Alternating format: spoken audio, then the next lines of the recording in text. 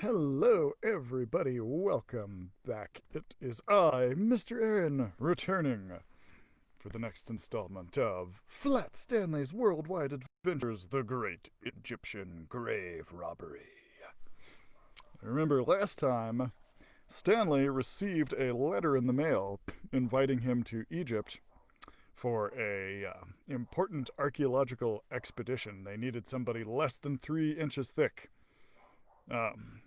For whatever expedition they're going on here. And so he mailed himself to Egypt, and he met the curator of the National Historical Museum and his daughter. And then he met Sir Hawara, the person who had sent him the letter and wants him to go on this expedition, and that they're going to be infiltrating the pyramid of Pharaoh Khufufu.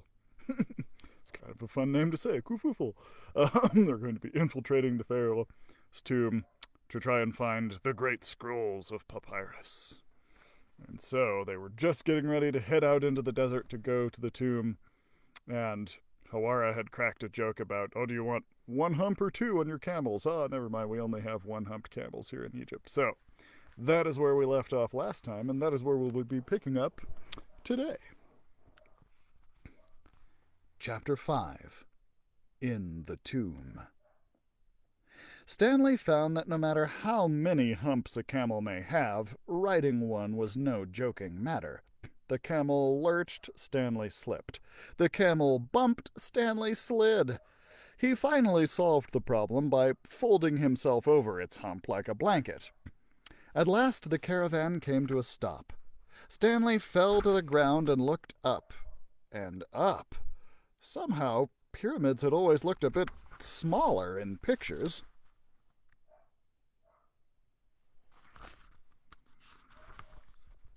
Sir Hawara brought Stanley around to the back and then lit a torch and handed it to him. He pointed to a space just a few inches wide between 2 enormous stone blocks. "Remember, find the scrolls and then unlock the tomb. No dilly-dallying." Stanley stared at the dark slot between the stones. He didn't think it looked like a place he would want to be dilly-dallying. He didn't think it looked like a place he would want to do anything in fact. But he reminded himself this was an important archaeological expedition, and a promise was a promise. He took a deep breath and wedged himself into the passageway.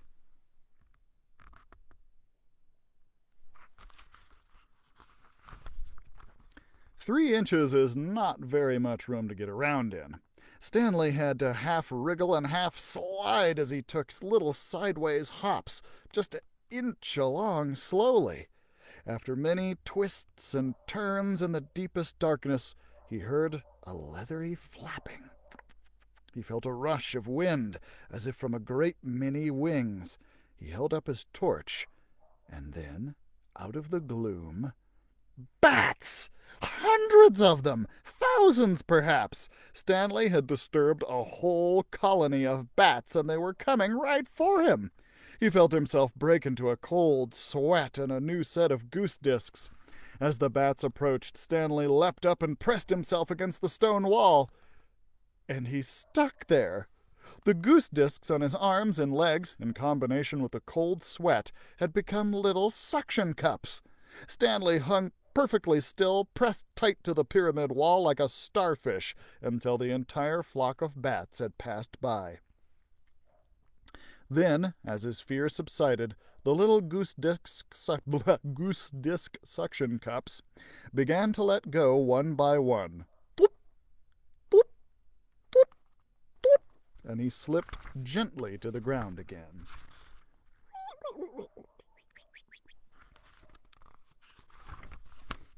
Stanley was badly shaken, but he knew he must go on. He took one sideways step, and then another, and another. Just as he was beginning to give up hope of ever finding the tomb, the passageway opened up into an arched entryway. Stanley held up his torch and gasped. He had been in several extremely fancy elevators before, so he was no stranger to beautiful places. But this was something else indeed. Bejeweled carvings of dogs and snakes guarded the entryway. Gilded urns lined the walls. In the center of the room sat a large casket made of gold, and on top of that lay a life-sized alabaster statue of King Kufuful.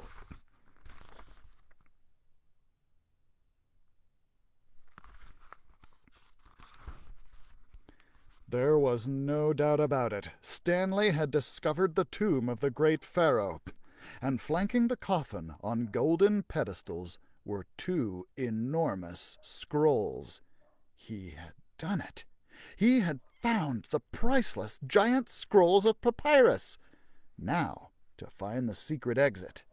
Stanley stepped into the tomb and began to search. The walls were covered with hieroglyphs and beautiful painted scenes, but there was no door. The only thing that seemed out of place was a large button on the far end of the tomb. The button seemed strangely to call to him, as if it were saying, "Press me." Stanley did. A panel swung open to reveal a full-sized passageway. Stanley stepped out to explore and held up his torch. Surely this was the passageway Sir Hawara had talked about, the one the burial party must have used.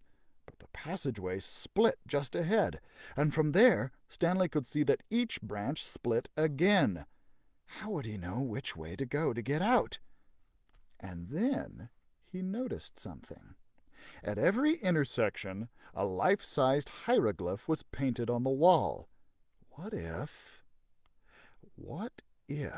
they were painted facing a certain way to give directions, like the ones in the National Museum? Chapter 6. A Bad Surprise. Stanley closed the tomb's door behind him and set off, following the hieroglyphs at every branch. Before long he came to another button on the wall, just like the one in the tomb. He pressed it, and once again a large panel, a huge block of stone, swung open. Stanley stepped outside into the fresh air. And look, they're all waiting for him out there.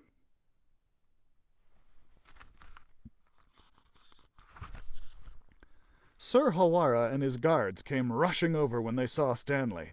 "Well," Sir Hawara demanded, hopping on one foot and then the other, "the scrolls?" "I found them," Stanley told him. Suddenly he felt quite proud. He had located the priceless giant scrolls of papyrus, and now he was safely outside in the warm sunshine. It had all been worth it. "And I found the passageway out.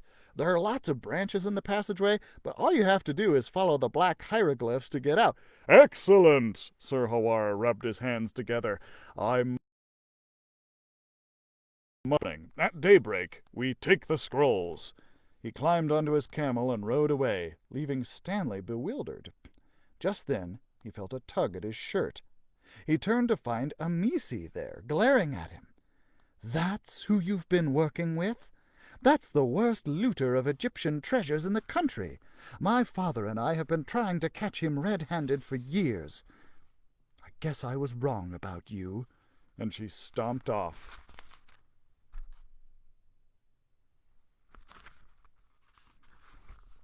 Stanley didn't know what to think. He climbed back onto his camel and followed Sir Hawara's party back to the bazaar. He was going to find out just what was going on. Back at Sir Hawara's headquarters, henchmen were everywhere. Stanley eased himself into the shadows and sneaked around to the back. He lifted the tent flap and peeked inside. It was even darker and smokier than before. Stanley took a deep breath of nice, fresh outside air. Then, using the limberness he had developed by slipping under his bedroom door at home, Stanley slipped under the flap. Sir Hawara was on his cushion, talking in a low voice. Cautiously, Stanley crept closer so he could hear. "What's that? In the shadows!" A guard jumped up, pointing towards Stanley. There was no place to hide. Stanley plastered himself against a large container, standing upright behind him, and froze. "It's nothing," said Sir Hawara, clapping his hands for silence. "Just the sarcophagus. It's a very realistic painting on the cover. Quite a find. Now, Pay attention to my plans." Stanley held himself perfectly still and listened keenly. "Tomorrow we send the flat boy into the tomb to unlock it for us. We take the scrolls and pack them onto a plane I will have waiting. We'll be out of there before anyone is the wiser. Those scrolls will fetch a fortune. I'll be rich, rich, rich, ha! And the beauty of it all is that no one will ever know they existed."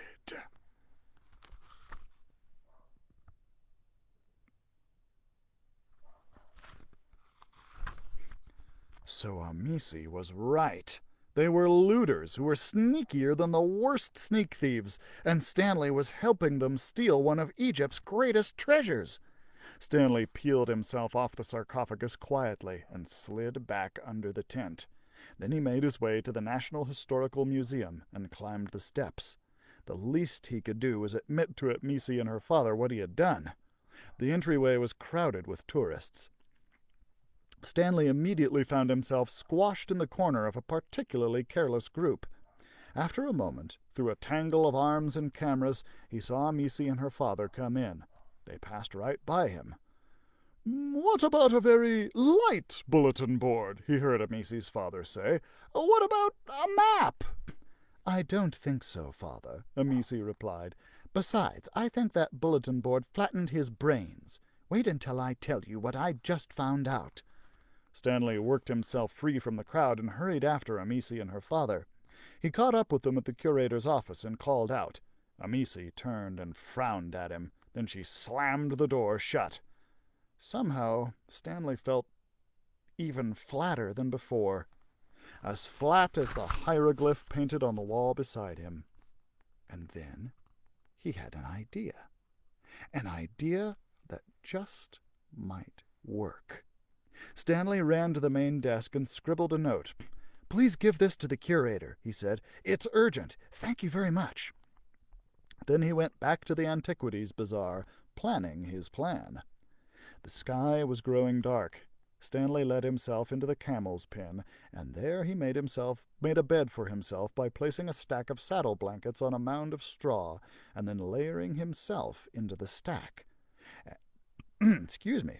He closed his eyes, remembering that his parents insisted he and Arthur get a good night's sleep every evening. Suddenly, Stanley missed his family very much.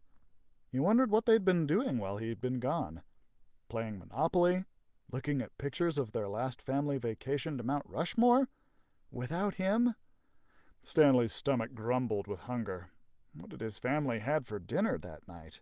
Meatloaf and mashed potatoes, his favorite? With Aspel crisp for dessert, maybe? Beside him, a camel grunted and snorted. If he were at home, Arthur would be sleeping in the bed next to him right now. Arthur sometimes grunted and snorted in his sleep, too, but Arthur smelled better than a camel, thought Stanley fondly as he fell asleep. Chapter 7. Sneaky Plans. The next morning, Stanley awoke to more hand-clapping. Sir Hawara was gathering his crew outside the camel's pen.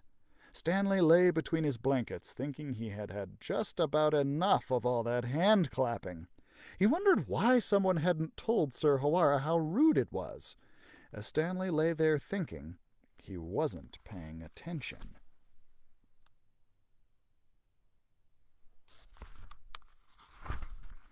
He didn't notice that one of Sir Hawara's henchmen had come into the pen. The man grabbed the stack of blankets Stanley was lying in and started piling them on the camels, and before Stanley could scramble out, the guard threw a saddle over the blankets and helped Sir Hawara onto it. And so, just as the sun was rising, Sir Hawara and a large group of his men took off for the Pyramid of Khufufu, with Stanley along for the ride. If I hadn't been flattened already, Stanley thought, this would do the trick. As they rode along, Sir Hawara continued to discuss his sneaky plan with his men. With each thing he overheard, Stanley felt worse. "We'll take everything, not just the scrolls. We'll pick that tomb clean as a lamb-chop bone." "Speaking of lamb-chop bones, what about the flat boy?" Stanley heard someone ask. He knows about the scrolls. What if he tells? Don't worry about him, Sir Hawara answered. Once he's unlocked the tomb, we don't need him anymore. We'll just seal him up in there. He can rot in that tomb for eternity with the mummies, and no one will ever know. Locked inside a tomb with the mummies to rot for eternity? How he would miss his family. How he would miss his friends at school, even the mean ones like Emma Weeks. Stanley hoped that Amisi's father had gotten his note. The caravan stopped at the base of the pyramid, and everyone hurried off. Stanley worked his way out from under the blankets and followed them around to the back of the pyramid. "Oh, there you are," Sir Hawara said, handing him a torch. "Now, just like last time, open the door from the inside for us. Got it?" Stanley nodded, took the torch, and squeezed himself into the narrow slot. He worked his way along the passageway as quickly as he could and re-entered the tomb. Inside, he stopped at the base of the pharaoh's coffin.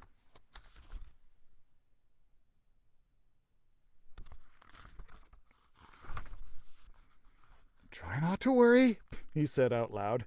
"If my plan goes well, they won't be gone for long." Stanley felt a little silly talking to a statue, but in the gloom it almost looked as if the statue were smiling back at him. Stanley pressed the button again, unlocking the tomb. And there, waiting in the main passageway, were Sir Hawara and his men, laden with carts and boxes. Stanley put on his biggest smile as the crew rushed in. "Just remember, follow the hieroglyphs to get out." Chapter 8. The Hieroglyph. Sir Hawara's crew rushed into the pharaoh's tomb, nearly knocking Stanley over in its excitement. From the passageway, Stanley could hear them exclaim over the treasures. Sir Hawara ordered them to start stripping the tomb. "If it's gold, take all you can hold," he chortled. "Take everything you can carry. This guy's been dead for 4,000 years. He won't miss anything. Follow the hieroglyphs and start loading the plane." It was time. Stanley extinguished his torch and covered himself all over with the soot. He whispered Sir Hawara's chilling words to himself. "We'll just leave him to rot with the mummies for eternity," and felt himself break out into goose discs. He felt a cold sweat grow over them, and then he leapt up to the wall and froze there, stuck. Sir Hawara's crew ran out of the tomb loaded with treasures. Sir Hawara shone his flashlight along the walls of the passageway. His beam fell upon Stanley. "There's one," he called. "Huh! Funny-looking thing, but it's just like the flat kid said. It's pointing the way. Come on!" He and his men rushed off.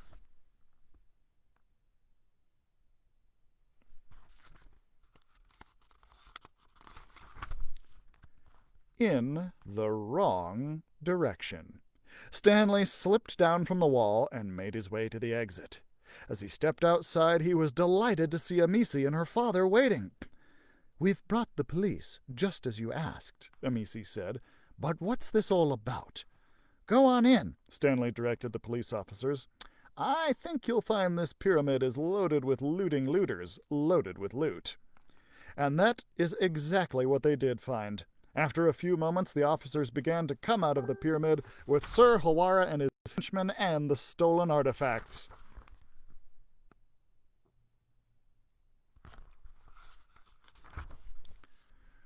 "Caught red-handed at last!" Amisi and her father cried. Stanley was especially happy to see Sir Hawara in handcuffs. There would be no more hand-clapping from him for a while. Soon there was a big crowd around Stanley. "So smart! So brave! So flat!" People marveled when they found out the story. In the middle of the commotion, Amisi gave Stanley a hug. "I was wrong when I said I was wrong about you," she said. Stanley felt himself blush bright red. He wondered how he hadn't noticed it before. Amisi was very pretty. Amisi's father came over and took a picture of the two of them with his instant camera. He gave the picture to Stanley. "So you'll always remember your visit."